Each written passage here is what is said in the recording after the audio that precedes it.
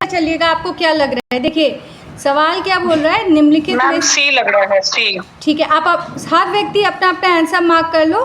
कोई सी कह रहा है, कोई बी कह रहा है, ठीक है। अब मैं आपको समझाती हूँ कि क्या होगा। आपको जिनको सी लग रहा है वो रीज़न बताएं कि आपको सी क्यों लग रहा है। देखिए हम लोग थोड़ा सा सवाल पे टाइम देंगे, ठीक है, क्योंकि यहाँ पे कॉन्सेप्ट भी क्लियर करते चलेंगे जो हमने पढ़ा है। क्या कह रहा है, शिक्षण के विभिन्न स्तर। तो आप मुझे बताओ ये क्वेश्चन आ कहाँ से रहा है? Any idea?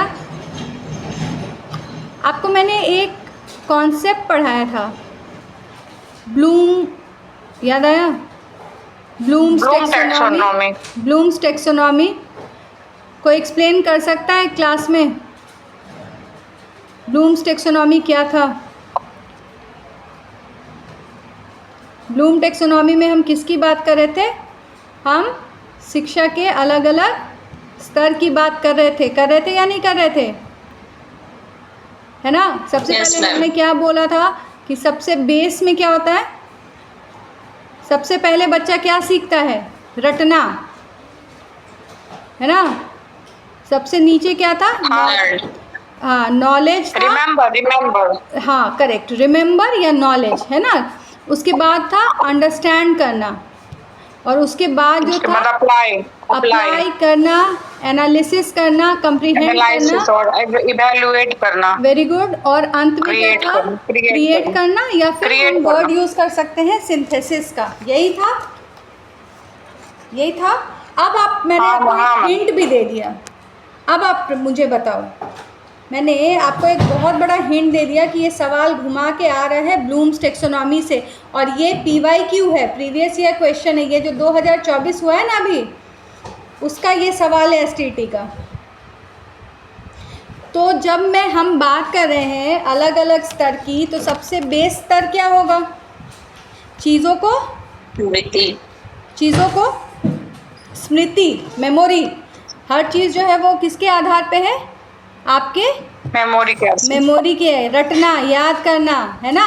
जब आप मेमोरी है मतलब स्मृति हो गया, उसके बाद आपको ज्ञान आता है, आप में बोध आता है ना। तो आप चीज़ों को क्या, करेक्ट, अंडरस्टैंड होगा। उसके बाद क्या होगा? तो ऐसे तोड़ के आप लोगों को जो है हर सवाल का जवाब देना है। उसके बाद क्या होगा? एकदम बहुत भागा भागी में आंसर मत दीजिए। पहले देखिए यहाँ कहीं भी ब्लूम टैक्सोनॉमी वर्ड यूज़ है क्या? बस कहीं भी आप लोग को दिख रहा है यहाँ ब्लूम्स टैक्सोनॉमी वर्ड? नहीं दिख रहा। लेकिन ये सवाल कहाँ से है? सीधा सीधा उठा के पूछ दिया है ब्लूम्स टैक्सोनॉमी से, ठीक है। जो बच्चा ब्लूम्स टैक्सोनॉमी जानेगा वो इमीडिएटली कहेगा इसका सही जवाब जो है वो ए है। ए क्यों? आप लिख लीजिए, लिख लीजिए।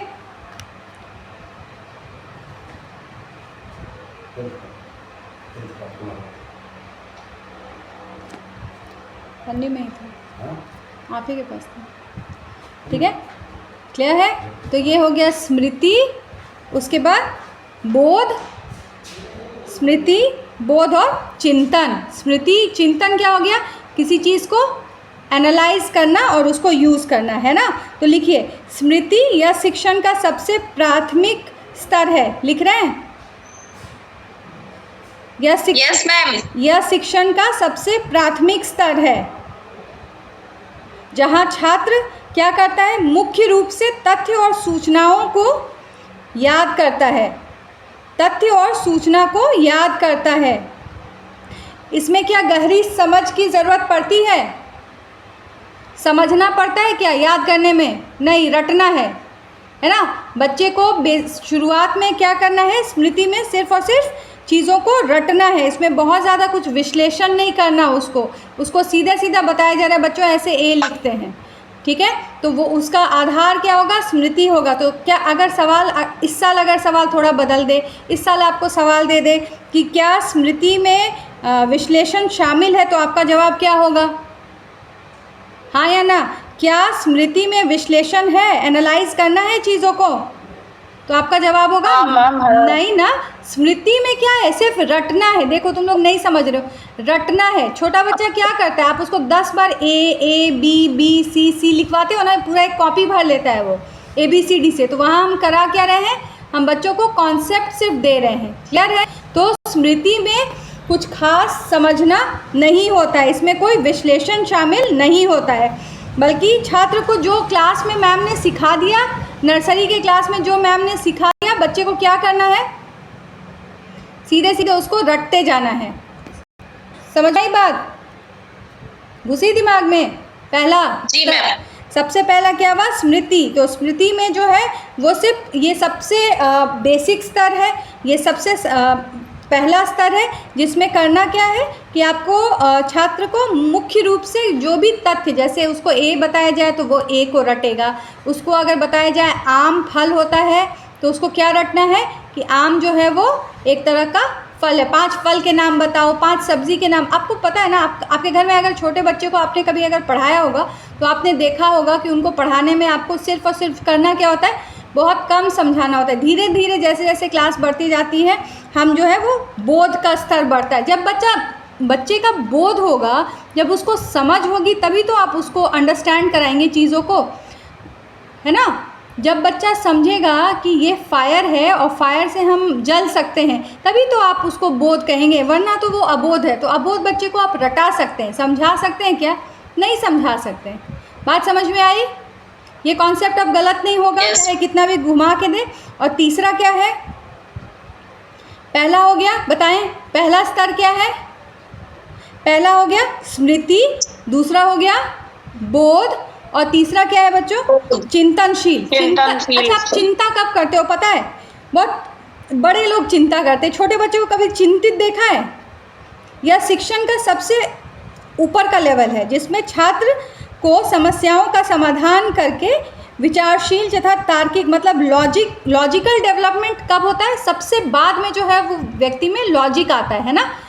तो इसीलिए आप देखते होंगे जो बड़ों का, जो ग्रेजुएशन लेवल का कंपटीशन है, उसमें जो है लॉजिकल रीजनिंग पूछते हैं, है ना।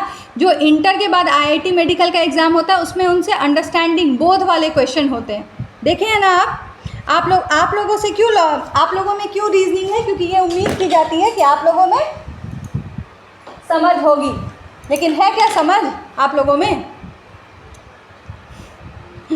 अरे हाँ ना, तो बोलो कि आप लोगों में समझ है भी कि सबके सब? नहीं मैम, नहीं है समझ। नहीं है समझ, वेरी गुड। तो अभी भी आप कौन से स्तर पे हो?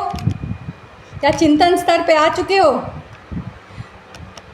एग्ज़ाम है अभी 3 महीने 4 महीने, कभी भी हो सकता है। अभी भी बहुत सारे बच्चे जो है स्मृति स्तर पे ही हैं, वो यही पॉलिटिक्स में लगे पड़े हैं कि आएगी वैकेंसी कि नहीं आएगी। आएगी या नहीं भैया, जो हाथ में है वो कर लो, अभी बाद में देखना क्या कर सकते हो, है ना। अभी क्लास करने बोलो तो बड़ा बड़ा मुंह खुल जाता है, दुनियादारी याद आती है।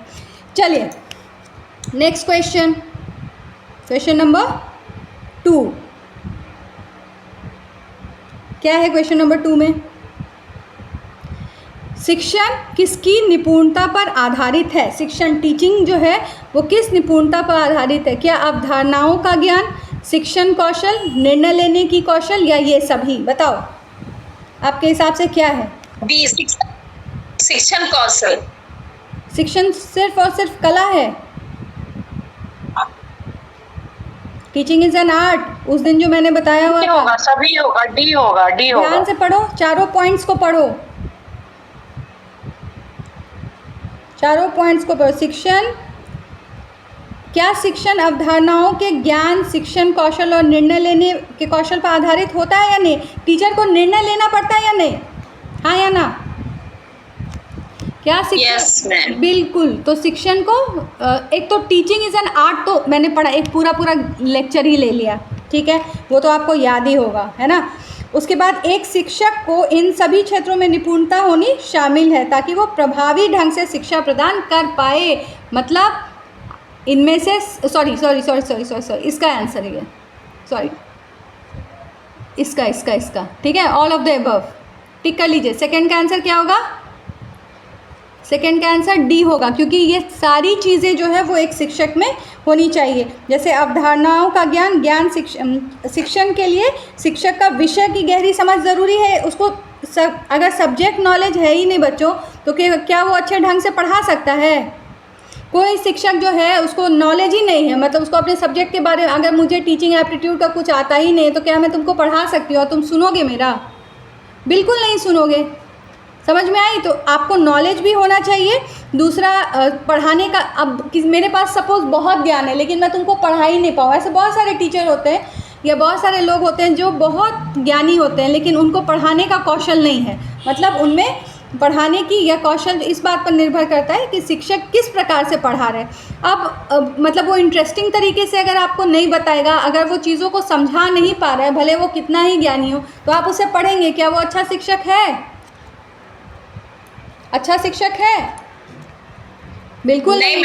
तो उसके लिए सब्जेक्ट का भी ज्ञान होना चाहिए, उसको टीचिंग एप्टीट्यूड जो है इसीलिए पढ़ाया जाता है कि आपसे, और निर्णय लेने का कौशल होना चाहिए। क्या शिक्षण के दौरान क्या उसको निर्णय लेना होता है? अलग अलग स्थिति होती है। सपोज़ मैं यहाँ पढ़ा रही हूँ, अभी मान लो ये नॉर्मल सा तुम जाते हो, ठीक है, किसी क्लास में पढ़ाने के लिए, तुम वहाँ देखते हो कि सारे बच्चे जो है आज दूसरे ही मूड में हैं, आज कोई पढ़ने के मूड में, तुमको एज अ शिक्षक वहाँ निर्णय लेना होगा कि आज कुछ भारी टॉपिक नहीं पढ़ाते, चलो आसान सा ही बच्चों को कुछ पढ़ाते हैं।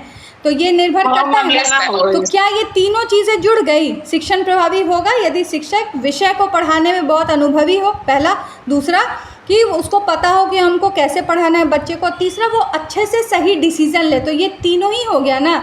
देखो अगर सिर्फ एक होता, ये सब नहीं होता, तो आप टिक करते ए, है ना। लेकिन अगर ये सब है तो ये सारी गुण और दिया हुआ है इनमें से सभी, तो आप क्या सेलेक्ट करोगे? ये सभी मैम। हाँ, चलिए अब थर्ड क्वेश्चन को देखिए। थर्ड क्वेश्चन क्या है? शिक्षण प्रभावी होगा यदि शिक्षक विषय को पढ़ाने में बहुत अनुभव है, जो छात्र पहले से जानते हैं उससे शुरू करता है। कोई शिक्षक सुविधाओं का प्रयोग करता है, उपयुक्त सभी। चलो बताओ, ये भी पढ़ाया हुआ है मैंने। क्या क्या ज़रूरी है या एक ज़रूरी है? विषय को पढ़ाने का बहुत अनुभव। क्या टीचर को एक्सपर्ट होना चाहिए? ये ज़रूरी है? टीचर एक्सपर्ट होना चाहिए या नहीं? Yes ma'am. Very good. इसमें भी उपरोक्त सभी होगा मैम। हाँ, चलिए आपको लगता है ये होगा। चलिए हम लोग हर पॉइंट को देख लेते हैं। तो एक तो सबसे पहले विषय का ज्ञाता होना चाहिए शिक्षक को, है ना। जो छात्र पहले से जानते हैं, क्या उससे शुरू करना चाहिए? याद है मैंने आपको पढ़ाया था टीचिंग का कि सबसे पहले क्या करेंगे? डिस्कशन करेंगे, है ना। तो डिस्कशन का आधार क्या होगा कि हम ये मानेंगे कि बच्चा एक कोरा कागज़ नहीं है। याद आया गाइस? आप लोग पहले से कुछ जानता हो मैम, पहले से वो कुछ जान रहा है। हाँ, हम ये मानते हैं कि पहले से बच्चा कुछ जानता है। अभी हम लोग जब हम लोग जीन पियाजे का कॉन्सेप्ट पढ़ेंगे तो हम और अच्छे से समझ पाएंगे चाइल्ड साइकोलॉजी को। लेकिन अभी हमें ये मानना है कि बच्चा ऑलरेडी कुछ इन्फॉर्मेशन लेके आ रहा है, उसके आधार पे हम क्लास में डिस्कशन कर रहे हैं और उसी डिस्कशन से हम टीचिंग करते हैं। और बाद में क्या करते हैं? थर्ड स्टेप क्या होता है गाइस? इंस्ट्रक्शन देते हैं। क्या करते हैं? याद आया? इंस्ट्रक्शन देते हैं। तो ये भी इम्पॉर्टेंट है कि जो आता है उससे शुरू करना है ताकि बच्चों का एक्टिव माइंड हो जाए। ये सारे टर्म्स आपको याद रखने हैं कि बच्चा सजग हो जाए। उसके बाद थर्ड क्या है? कई शिक्षक सुविधाओं का प्रयोग करते हैं। अगर मैं आपको टेक्नोलॉजी, अगर मैं सिर्फ मुंह से बोलती हूँ और यहाँ स्क्रीन से आपको प्रेजेंट कर रही हूँ तो आपको सुविधा हो रहा है, समझने में आसान हो रही है जब मैं पेन यूज़ कर रही हूँ? Yes ma'am. हो रहा है ना। तो ये क्या है? ये टीचिंग एड कहते हैं। क्या कहते हैं? Teaching ads. मतलब अलग अलग चीज़ों के माध्यम से शिक्षक जो है वो बच्चे को पढ़ाता है। जैसे बहुत बार जो है वो मॉडल बनवाता है ना, टीचर प्रोजेक्ट बनवाता है। तो ये सब क्यों कर रहा है? क्योंकि वो चाहता है कि बच्चा जो है वो इन अलग अलग तरीके से उसको सीखने में सहायता मिले। तो यहाँ पे क्या हो जाएगा? टीचिंग एड भी, टीचिंग लिख लीजिएगा, टीचिंग का एड भी ज़रूरी हो जाता है। तो आंसर क्या होगा थर्ड का? उपयुक्त में से सभी। देख रहे हैं आप किस प्रकार से क्वेश्चन आए हैं लास्ट ईयर? नंबर आएगा? आपको लगता है कि अगर आप पढ़ेंगे ठीक से, अगर टीचिंग एप्टीट्यूड, तो ये सब बहुत स्कोरिंग है कि अगर लाइब्रेरी साइंस में थोड़ा कम भी नंबर आ गए तो टीचिंग एप्टीट्यूड हमारा खींच लेगा 30 नंबर। तो यहाँ से कम हमें 28-29 तो स्कोर करना ही चाहिए। आसान है थोड़ा पढ़ने पे, ये तो कॉमन सेंस वाला चीज़ सब है ना। Yes ma'am. आगे बढ़े। कौन सा क्षेत्र मतलब डोमेन बताया था ना। डोमेन कितने बताए थे? एक बार क्लास में मैंने ये भी डोमेन वाला भी बताया, एक बार और मैं बता दूंगी। याद है एक वर्ड मैंने बोला था? कॉग्निटिव, संज्ञानात्मक भावनात्मक, याद आया, भावनात्मक, संज्ञानात्मक और साइकोमोटर मतलब शारीरिक कौशल, याद आया, संज्ञानात्मक, भावनात्मक, मनोशारीरिक, क्रियात्मक। अब क्या कह रहा है देखिए क्वेश्चन नंबर 4, ये भी पढ़ा हुआ है। कौन सा क्षेत्र डोमेन शारीरिक और मोटर कौशल से संबंधित है, बताइए। याद आया, मैंने बोला था खेलना, एक गार्डनर में भी हमने पढ़ा था कि 8 तरह का इंटेलिजेंस होता है, 8 प्रकार की बुद्धिमत्ता होती है, जिसमें कि एक हमने बोला था खेलना कूदना भी जो है, जो स्पोर्ट्स में अच्छा है, क्या उसको हम बुद्धिमान मानेंगे? बोलिए भाई। नहीं मैम, नहीं मानेंगे। याद नहीं है गार्डनर का कि जो खेलने में अच्छा होगा उसको हम बुद्धिमान मानेंगे, गायक को भी हम बुद्धिमान मानेंगे, सिंगर को भी हम, अच्छे सिंगर को भी हम बुद्धिमान मानेंगे। याद आया? गार्डनर का कॉन्सेप्ट कितने लोगों को नहीं याद है या याद है? गार्डनर नहीं याद आया? हाँ ना तो बोलो फिर से। मैम पढ़े तो याद नहीं है लेकिन अच्छा मैं बताती हूँ गार्डनर का जो कॉन्सेप्ट था। एक सेकंड, फिर मुझे इसको अभी के लिए हटाने दीजिए, फिर मुझे गार्डनर पे आना है, क्योंकि ऐसे भाग के तो नहीं होने वाला है, सिर्फ PYQ करके। ओके चलिए, अब हम लोग पहले गार्डनर का कॉन्सेप्ट देख लेते हैं। वाइट बोर्ड ला रही हूँ, आप लोग कोई प्लीज़ टच मत कीजिएगा।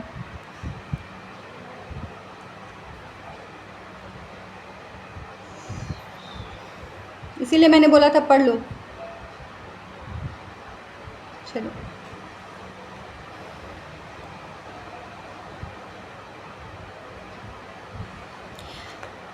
दो कॉन्सेप्ट हमने पढ़े थे, लर्नर के टाइप्स पढ़े थे और एक पढ़ा था गार्डनर का, गार्डनर, जिसमें कि हम लोगों ने देखा था कि गार्डनर साहब क्या बोलते हैं कि इंटेलिजेंस जो होते हैं वो 8 प्रकार से होते हैं। कितने टाइप के इंटेलिजेंस होते हैं?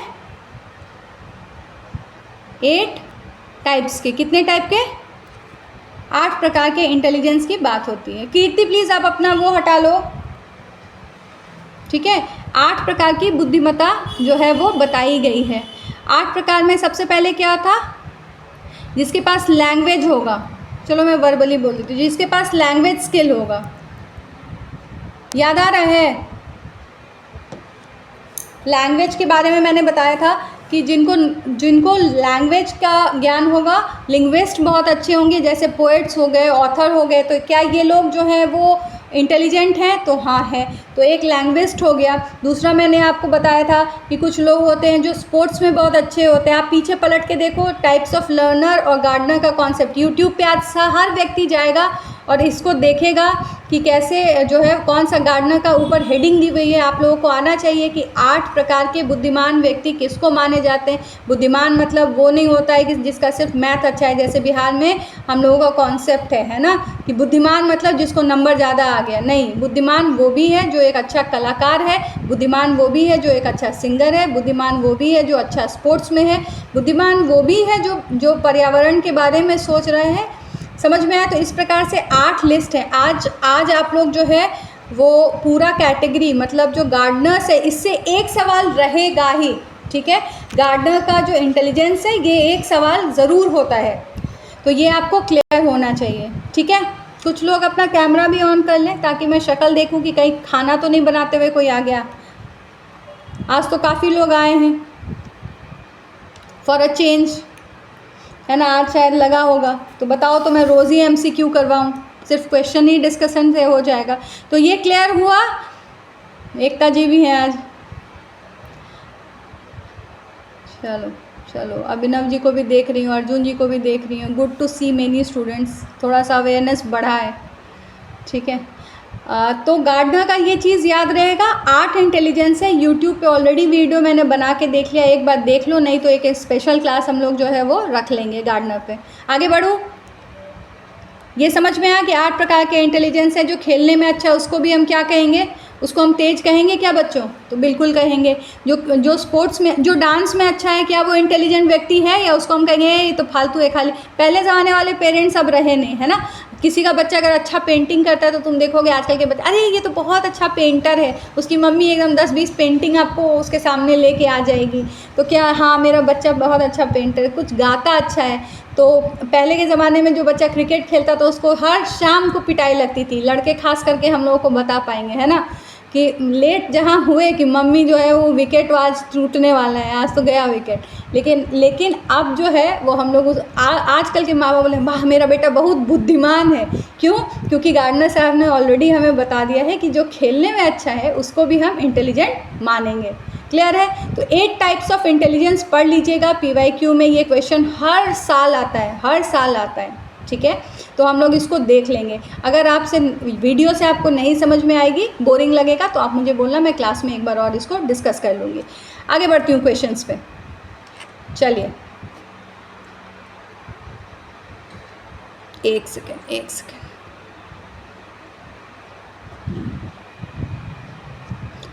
ठीक है, सवाल दिख रहा है? तो अब बताओ बात कि एक मैंने और चीज़ आप लोगों को बताई थी, याद होगा कि एक यहाँ क्या है बच्चों, संज्ञानात्मक। ये क्या है? संज्ञा, बोलिए, संज्ञानात्मक। संज्ञानात्मक क्या होता है? कॉग्निटिव, बुद्धि के आधार पे। अभी जो हम लोग पढ़ेंगे ना अगला जीन पियाजे, वो संज्ञानात्मक मतलब कॉग्निशन, बुद्धि, कॉग्निशन। क्या बोल रहे हैं हम लोग? कॉग्निशन। ये वर्ड आप लोग याद रखिएगा, कॉग्निशन, ठीक है, कॉग्निशन, COGNITION। अपनी कॉपी में लिख लें, जहाँ संज्ञानात्मक लिखे हैं वहाँ पे लिख लीजिएगा कॉग्निशन, जहाँ पे भावनात्मक लिखे हैं वहाँ पे भावनात्मक डोमेन लिखते हैं। इसको क्या बोलते हैं बच्चों? भावनात्मक डोमेन। तो भावनात्मक मतलब हो गया इफेक्टिव। क्या हो गया? इफेक्टिव। इफेक्टिव ऐसी शिक्षा जो इमोशनली आदमी को बदले। इसके बारे में हम एक एक करके पढ़ाएंगे। उसके बाद क्या है? उसके बाद क्या है? मनो शरीर क्रियात्मक मतलब साइकोमोटर स्किल। इसको हम क्या कहते हैं? थर्ड वाले को अनम्यूट करके बोलो, थर्ड वाले को क्या कहते हैं? मनो शरीर क्रियात्मक क्षेत्र किसको कहते हैं? साइकोमोटर। क्या कहते हैं? साइकोमोटर। यहाँ पे लिख लीजिए साइको, PSYCO, साइकोमोटर। साइकोमोटर मतलब जो बच्चा हाथ पैर से ज़्यादा तगड़ा हो, जो मतलब पढ़ने लिखने में नहीं बोलते, खाने पीने में तो एक नंबर है, खाली पढ़ने में मन नहीं लगता है, रिष्ट पुष्ट है, कहते हैं ना। तो ऐसे बच्चों को आप बुरा नहीं बोलना है, बुरा भला नहीं बोलना है। हमारे शिक्षा में क्या बोला जाता है कि ये जो है जिनका कौन सा डोमेन शारीरिक और मोटर कौशल से संबंधित है। तो आंसर क्या होगा? शरीर से कौन जुड़ा हुआ है बच्चों? रिष्ट पुष्ट वाला कौन है? ये तीसरा ही तो है, मनो शरीर क्रियात्मक क्षेत्र। ठीक है, मनो शरीर क्रियात्मक क्षेत्र वाले जो होते हैं वही तो हैं। रिष्ट पुष्ट जो होते हैं, जो खाते पीते रहते हैं, डंडा भी उनको मम्मी विकेट भी दे पे तोड़ दे तो कोई बात नहीं है, वो आदमी जो है स्पोर्ट्स में एथलीट, जिम, है ना, इस तरीके के चीज़ों में आगे होता है। क्लियर है? आगे बढ़ें, चलिए अब 5th क्वेश्चन देखिए। 10 मिनट में ये मीटिंग ओवर होगी, उसके बाद आप लोग फिर ज्वाइन करेंगे, ठीक है। देख रहे हैं ना सारे क्वेश्चंस कैसे आ रहे हैं? ये 2024 के क्वेश्चन है STET के, ये सारे क्वेश्चन STET 2024 में का है, 2024 के क्वेश्चंस मैंने पिक किया। तो ये सारा कॉन्सेप्ट मैं 1 बाय 1 क्लियर करती जा रही हूँ, ठीक है। चलिए अब हम लोग नेक्स्ट की बात कर रहे हैं। ये देखिए डोमेन पे एक अगला क्वेश्चन, भावनात्मक क्षेत्र मतलब डोमेन। भावनात्मक मतलब इंग्लिश में क्या बोला इसको मैंने? इफेक्टिव, ठीक है। भावनात्मक क्षेत्र मतलब क्या हो गया?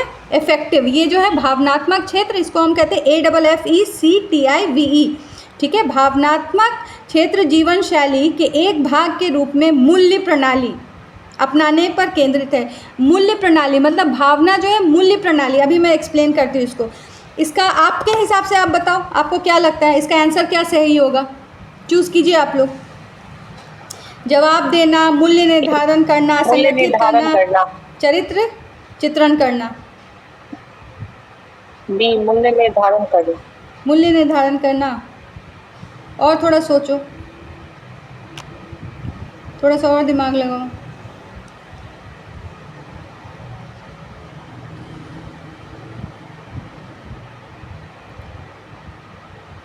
क्या लगा?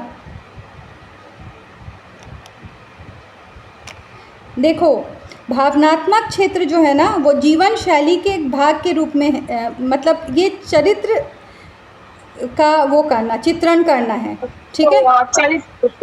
चरित्र चित्रण करना है। अब बताती हूँ, देखो भावना कब होगा, इमोशन जो है वो क्या कर रहा है।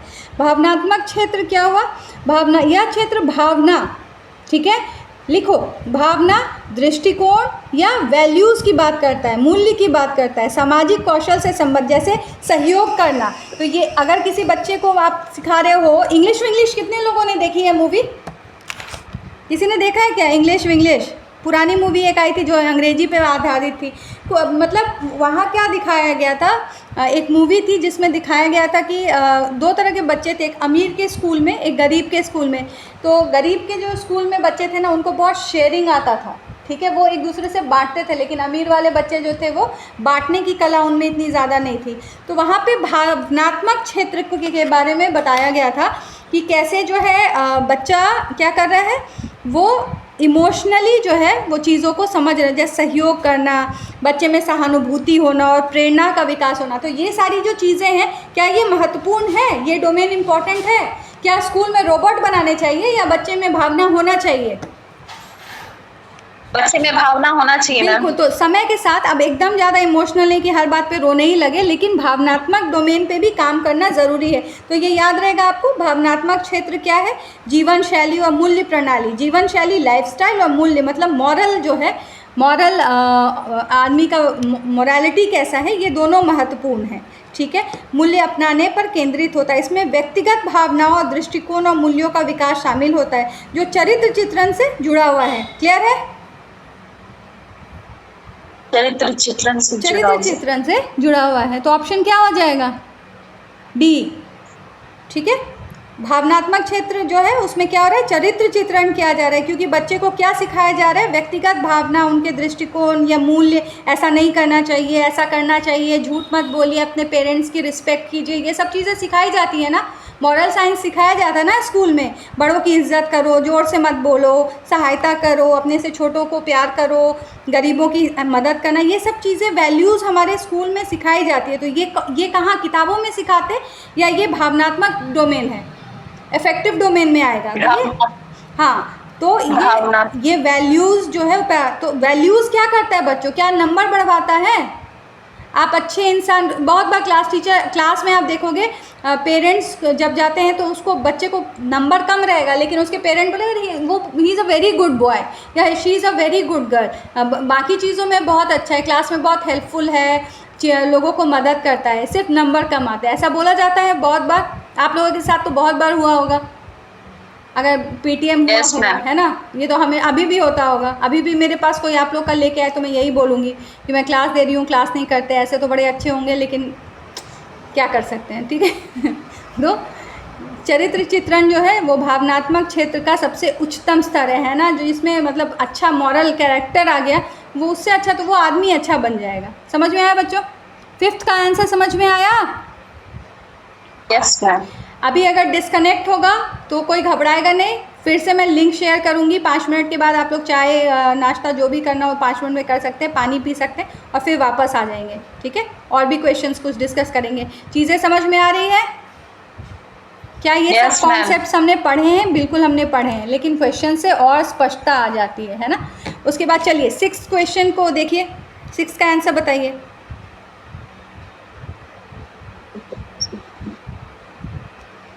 6 का बताओ। विद्यार्थी को किसी प्रमुख विचार का स्पष्टीकरण या व्याख्या करने से जुड़ी शिक्षण प्रक्रिया कहलाती है, क्या कहते हैं? प्रदर्शन विधि, व्याख्यान विधि, कहानी कहने की, ये मैंने नहीं पढ़ा है अभी, ठीक है।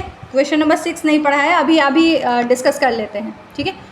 ये टीचिंग मेथड से जुड़ा हुआ है। विद्यार्थी को किसी प्रमुख विचार का स्पष्टीकरण, जानते हैं आप लोग स्पष्टीकरण क्या होता है? एक्सप्लेनेशन देना। स्पष्टीकरण मतलब किसी चीज़ को एक्सप्लेन करना। आपसे जैसे मैं पूछूँ आप क्यों लेट आए, तो मैंने आपसे क्या बोला? स्पष्टीकरण करो चीज़ों पे, या व्याख्या करो, एक्सप्लेन करो। क्लियर? करने से जुड़ी शिक्षण प्रक्रिया कहलाती है। क्या? शिक्षण प्रक्रिया जो है वो विद्यार्थी को किसी प्रमुख विचार का स्पष्टीकरण या व्याख्या करने से जुड़ी हुई है। क्या लगता है आपको? क्या टीचिंग जो है वो स्टूडेंट को एक्सप्लेन या किसी चीज़ को एलैबोरेट करने से जुड़ा है? प्रदर्शन विधि, कहानी कहने की विधि, व्याख्यान विधि या समस्या समाधान विधि? ये 4 विधि हैं बच्चों, ठीक है। ये हम 1 बाय 1 पढ़ाएंगे। अभी मैंने आपको सिर्फ इंडक्टिव और डिडक्टिव पढ़ाया था ना लास्ट क्लास में। इंडक्टिव मेथड जहाँ पे एग्जाम्पल दे के जो है वो हम थ्योरी बनाते हैं। जैसे बच्चे को आम दिखाया, लीची दिखाया, सेब दिखाया, बोला बच्चों ये क्या है, तो बच्चा बोलेगा ये तो फल है ना। तो ये क्या है? इंडक्टिव मेथड है। यहाँ क्या हो रहा है? स्पेसिफिक से जो है वो जनरल बन रहा है। याद आया? या भूलते बहुत हो या तुम लोग बादाम खाया करो? हाँ ना, नहीं बोलते, बताया था। उसके बाद डिडक्टिव मेथड जो है आप जो बोलेगा ना मेरे क्लास में, उसका नाम लिखूंगी और वो जब मुझे मिलेगा तो मैं उसको एक टॉफ़ी दूंगी, ठीक है। जिसको पर्क या कोई टॉफ़ी खानी हो तो वो क्लास में अच्छे से जवाब दो, ठीक है। डिडक्टिव मेथड क्या था कि जब हम फॉर्मूला बता रहे थे, याद आया? एक एरिया का फॉर्मूला बताया उसको, लेंथ इनटू विड्थ, और फिर उसके आधार पे हमने उससे क्वेश्चन दिया न्यूमेरिकल। बोला चलो ये 5 क्वेश्चन सॉल्व करो, एरिया निकालो, इसका निकालो, प्लेग्राउंड का निकालो। इस तरीके से हमने उसको ये किया। तो ये दोनों चीज़ें क्लियर है, स्पष्ट है। ये 2 विधि बताई थी। अभी जो है वो हम लोग क्या देखेंगे? प्रदर्शन विधि। उसके बाद क्या है बताइए, कौन कौन सी विधियाँ हैं? सबसे पहले क्या है बताइए? 6 का विद्यार्थी को किसी प्रमुख विचार का स्पष्टीकरण या व्याख्या करने से जुड़ी शिक्षण प्रक्रिया व्याख्यान विधि है। पहले तो आंसर कर लीजिए, वो कौन सी विधि होगी? यहाँ इसका आंसर क्या होगा? व्याख्यान, ठीक है। अब इसको रटना नहीं है। व्याख्यान विधि क्या है? शिक्षण प्रक्रिया का एक तरीका है जिसमें शिक्षक जो है ना वो किसी प्रमुख विचार, सिद्धांत या जानकारी को स्पष्ट रूप से समझाता है और विद्यार्थी उसको उसकी जानकारी प्राप्त करता है। जैसे व्याख्यान विधि क्या हो? किसी एक, जैसे मैं एक कोई शिक्षण के, जैसे मैं कार्ल मार्क्स को कितने लोग जानते हो? मार्क्सिज्म कितने लोग जानते हो? जो आर्ट से होगे वो कौन, किसको बताऊं? जैसे किसी एक प्रोसेस को कोई एक नाम बता, गांधी, ठीक है। गांधी जी ने क्या बोला? सत्य और अहिंसा, ये 2 चीज़ें बोली। अब व्याख्यान विधि में क्या होगा बच्चों कि मैं ये दोनों विधि जो है वो क्या करूँगी? किसी प्रमुख विचार या सिद्धांत की जानकारी स्पष्ट रूप से अगर आपको मैं समझा रही हूँ तो ये मैं कौन सा कर रही हूँ? ये मैं डिस्क्रिप्टिव डिस्क्राइब कर रही हूँ, व्याख्यान कर रही हूँ। समझ में आया? व्याख्यान विधि क्या है? जो प्रमुख विचार, सिद्धांत या जानकारी को स्पष्ट रूप से समझाता जाए और विद्यार्थी उस जानकारी को सिर्फ प्रदान करे। तो क्या ये एक्टिव मॉडल है? बताओ भाई, क्या ये एक्टिव मॉडल है? व्याख्यान विधि में एक्टिव मॉडल है क्या? स्टूडेंट का कुछ बोलना है कि उसको सिर्फ गौतम बुद्ध की तरह बैठ के सुनना है? क्या होगा? क्या लग रहा है? व्याख्यान विधि में बच्चे को बोलने का मौका मिलेगा क्या? मैं गांधी जी पे लेक्चर देना शुरू करूँ तो तुम लोग बोलोगे क्या कि सुनोगे? सत्य और अहिंसा क्या है बताइए? तो व्याख्यान विधि एक्टिव है या पैसिव है? बोलेंगे एक्टिव। कैसे एक्टिव हुआ? अच्छा हुआ ना बोली, तो कम से कम ये तो होगा कि अब क्लियर। एक्टिव जानते हो कब होगा? एक्टिव होगा जब लर्नर जो है, ये किसने बोला है अभी आंसर?